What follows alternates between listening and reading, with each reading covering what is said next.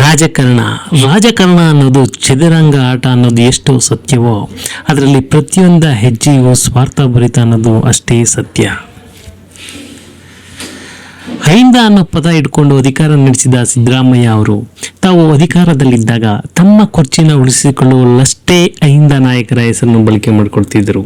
Satish Jarkiholi, HK Patil, HC Mahadevappa, Zameer ಎಲ್ಲ ಅಹಿಂದ ನಾಯಕರ ಹೆಸರನ್ನು ಮುಂಚೂಣಿಗೆ ತರುತ್ತಿದ್ದು ಕೇವಲ ಅವರ ಕುರ್ಚಿಯನ್ನು ಉಳಿಸಿಕೊಳ್ಳಲು ಮಾತ್ರ.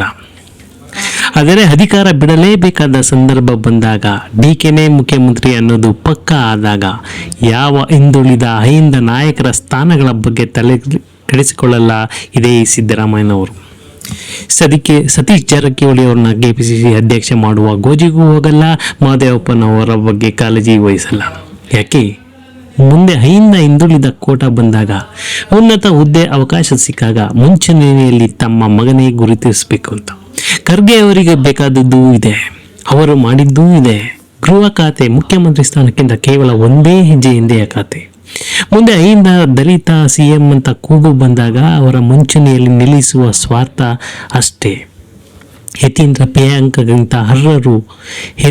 ಪ್ರಿಯಾಂಕರಿಗಿಂತ ಅರ್ಹರು ಅನೇಕ ಬಾರಿ ಗೆದ್ದಿರುವವರು ಅನುಭವಿ ರಾಜಕಾರಣಿಗಳು ಆಯಾ ಸಮುದಾಯದಲ್ಲಿದ್ದರೂ ಚಾಲ್ತಿಗೆ ಬಂದವರು ಇವರೇ. ಇದೇ ರಾಜಕಾರಣದಲ್ಲಿ ತುಂಬಿರುವ ಸ್ವಾರ್ಥತೆ.